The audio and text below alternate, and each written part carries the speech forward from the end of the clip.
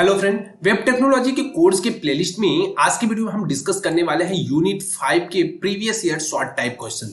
यानी जो भी प्रीवियस ईयर में पूछे गए शॉर्ट टाइप क्वेश्चंस हैं, इंपॉर्टेंट है, उनके बारे में हम डिस्कस करेंगे। तो सबसे पहले क्वेश्चंस के बारे में डिफाइन करें तो सबसे पहला क्वेश्चन है, कह रहा है कि outline implicit object in GSP. ठीक है, जीएसपी के अंदर इम्प्लिसिट ऑब्जेक्ट क्या होता है उसको डिफाइन करने के, और इसी क्वेश्चन को दूसरे ईयर में पूछा था, what is implicit object in GSP. मतलब दोनों क्वेश्चन एक ही हैं और पूछने का तरीका दो है। तो सबसे पहले देखते हैं कि इम्प्लिसिट ऑब्जेक्ट क्या है। ठीक है, जीएसपी के अंदर जो इम्प्लिसिट ऑब्जेक्ट है एक तरह का प्री डिफाइन ऑब्जेक्ट होता है। ठीक है, प्री डिफाइन ऑब्जेक्ट्स होता है दैट आर ऑटोमेटिकली, जो क्या होता है ऑटोमेटिक क्रिएट किया जाता है किसके द्वारा, जीएसपी कंटेनर के द्वारा। और हाँ, सबसे पहले मैं आपको बता दूं, अगर आपने इस पीडीएफ को डाउनलोड करना है तो डिस्क्रिप्शन में लिंक है, आप वहां से जाके डाउनलोड कर सकते हैं।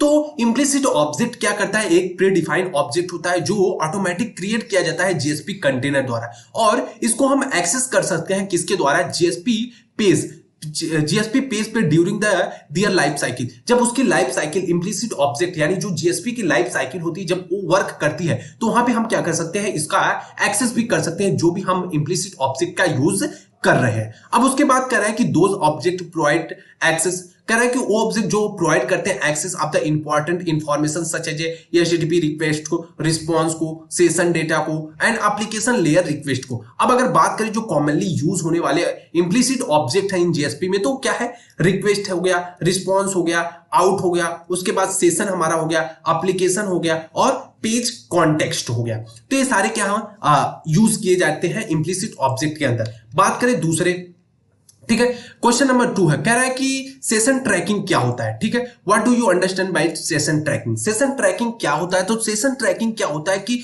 एक तरह का ऐसा प्रोसेस होता है जिसमें हम क्या करते हैं कि किसी भी यूजर की एक्टिविटी को ऑन ए वेबसाइट और ए वेब पेज के ऊपर ओवर ए पीरियड टाइम पे क्या करते हैं, ट्रैक करने का काम करते हैं। मतलब क्या हो गया कि जैसे क्या है कि हमारा कोई वेब पेज है, इसमें हमारे कुछ कंटेंट्स है, अब कोई यूजर आया है यहाँ पे, ठीक है, अब यूजर आया, इस पे कुछ टाइम एक्सपेंड कर रहा है, और जिस टाइम वो इस पे एक्सपेंड कर रहा है, जो टाइम एक्सपेंड कर रहा है वो टाइम हमारा टाइम पीरियड ऑफ टाइम हमारा हो गया। अब उसमें क्या कर रहे हैं कि यूजर हमारे वेबसाइट के ऊपर आके क्या क्या चीजें कर रहा है, मतलब क्या क्या परफॉर्म कर रहा है, क्या वर्क कर रहा है। ठीक है, तो उस चीज को हम क्या करते हैं, ट्रैक करते हैं। आखिर ट्रैक क्यों करते हैं, ठीक है, ट्रैक करते हैं, ट्रैक इसलिए करते हैं ताकि हमको पता चले, मतलब यूजर हमारे एप्लीकेशन या वेबसाइट के साथ किस तरह से इंटरेक्ट कर रहा है, हमारी वेबसाइट यूजर फ्रेंडली है या नहीं है। इन सारी चीजों के लिए हम क्या करते थे, एक रिपोर्ट जनरेट करते हैं, मतलब कि मल्टीपल यूजर्स आए और सिमिलरिटी क्या, जिससे हम क्या करते हैं, अपने कंटेंट को या कह सकते हैं वेब पेजेस को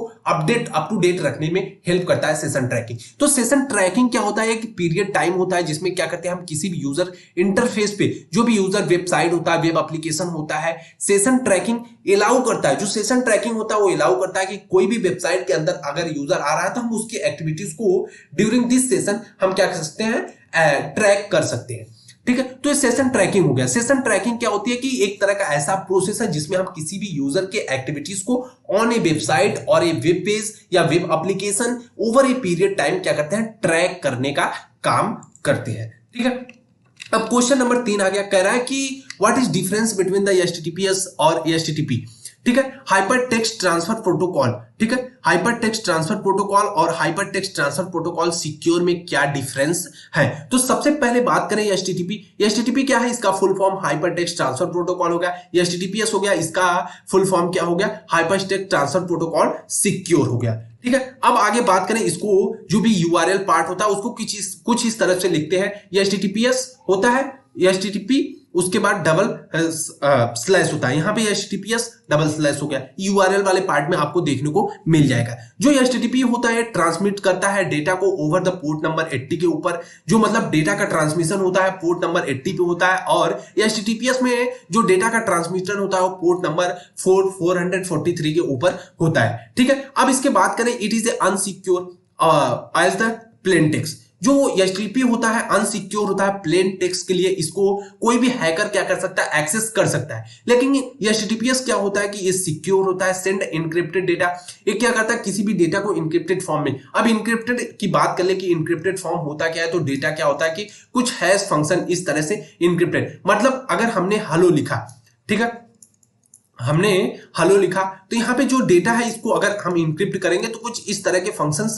डिफाइन होते हैं। ये अलग अलग हर बार जनरेट होते हैं, एक इंक्रिप्टेड की होती है, फिर हम क्या कर देते हैं इस इंक्रिप्टेड वाले फॉर्म को हम डिक्रिप्ट करके ओरिजिनल फॉर्म में कन्वर्ट कर लेते हैं, जिसको क्या करता है हैकर समझ नहीं पाता है। तो हम कहते हैं ये HTTPS क्या होता है कि मोर सिक्योर होता है। इसका यूज कर सकते हैं ब्लॉग राइटिंग के लिए यूज किया जा सकता है, ऐसी वेबसाइट जिसमें हम सिर्फ कंटेंट को प्रोवाइड करते हैं, न कि किसी यूजर्स की कंटेंट को लेते हैं। और इसका जो HTTPS यूज होता है, इसका बैंक डिटेल हो गई, कार्ड क्रेडिट कार्ड नंबर्स हो गया, इन सारी चीजों के लिए इसका यूज किया जाता है ऐसी वेबसाइट्स के लिए, क्योंकि डेटा मोर सिक्योर रखना है हमें, ठीक है।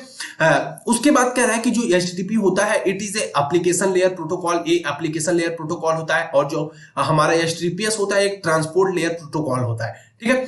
अब उसके बाद क्या कह रहा है कि जो HTTPS होता है डज नॉट यूज SSL का यूज नहीं करता है, और HTTPS क्या करता है कि SSL का यूज करता है, which provide the encryption of the data. जो क्या करता है SSL क्या करता है डेटा के इंक्रिप्शन का को प्रोवाइड करता है। गूगल क्या कर रहा है कि वो प्रीफर नहीं करता है, HTTP वेबसाइट को प्रेफरेंस नहीं देता है। और उसके बाद यहाँ पे HTTPS क्या होता है, Google gives preference to the HTTPS and HTTPS website, ठीक है।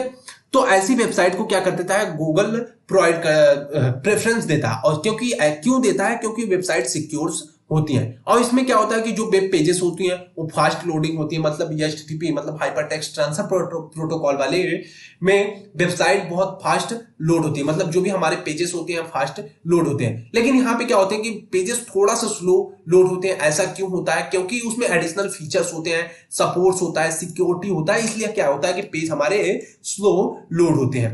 अब आगे बात अगर हम करें कि कह रहा है कि what is the difference between the JSP and servlet, JSP और सर्वलेट में क्या डिफरेंस है, ठीक है। तो बात करें सर्वलेट क्या होता है कि रन होता है फास्टर देन JSP, मतलब JSP से तेज कौन रन होता है, सर्वलेट होता है। और JSP क्या होता है कि स्लो रन होता है देन सर्वलेट। ऐसा क्यों होता है, JSP स्लो क्यों रन होता है, क्योंकि ये क्या कर देता है टेक टाइम लेता है, जो भी प्रोग्राम होता है और टाइम लेता है सबसे पहले कंपाइल होने में, ठीक है। प्रोग्राम कंपाइल होता है, उसके बाद क्या करता है उस प्रोग्राम को कंपाइल होने के बाद क्या करता है सर्वलेट के वो अंदर कन्वर्ट करता है, तो इसलिए क्या करता है JSP को ज्यादा टाइम लगती है। अब उसके बाद करें सर्वलेट में कोडिंग करना थोड़ा सा हार्ड होता है, ठीक है। It is hard to write code in servlet, servlet के अंदर कोड करना हार्ड है, थोड़ा सा हार्ड है। और यहाँ पे क्या JSP के अंदर क्या है कि सर्वलेट की अपेक्षा क्या है कि इजी होता है, ठीक है।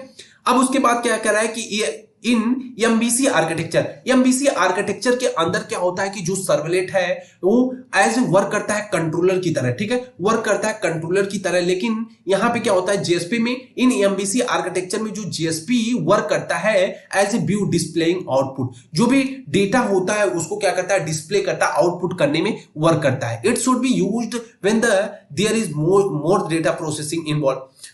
ये क्या करता है कि जो सर्वलेट होता है जब मोर डेटा का प्रोसेसिंग होता है वहां पे यूज किया जाता है। लेकिन ये क्या होता है JSP generally when use there is no involvement, ठीक है, जहां पे कोई इन्वॉल्वमेंट नहीं होता है डेटा के प्रोसेसिंग का, मतलब डेटा को प्रोसेस करने का काम JSP नहीं बल्कि सर्वलेट करता है। सर्वलेट डेटा प्रोसेसिंग में वर्क करता है और JSP ऐसे जगहों पे वर्क नहीं करता है। There is no custom tag, यहाँ पे कोई भी कस्टम टैग नहीं होता है कि हम जो भी सर्वलेट की फैसिलिटीज हैं उसको हम राइट कर सकें। लेकिन जो हमारा JSP है, JSP के अंदर कस्टम टैग का यूज होता है जिसको हम डायरेक्टली क्या जावा बेस के जरिए कॉल भी कर सकते हैं, ठीक है।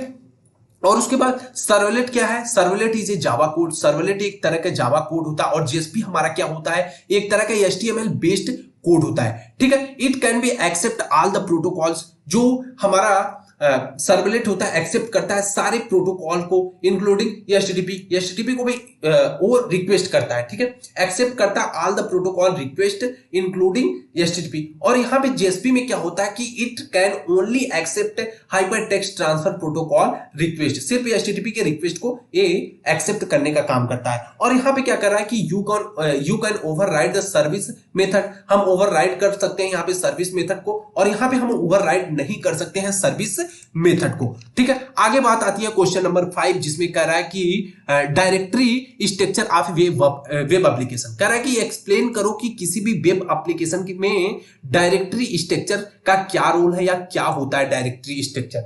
तो डायरेक्टरी स्ट्रक्चर क्या होता है कि डायरेक्टरी स्ट्रक्चर बहुत ही इंपॉर्टेंट है किसी भी वेब एप्लीकेशन के लिए, because it is define how the application is organize and help to ensure that all the necessary file are in the correct location.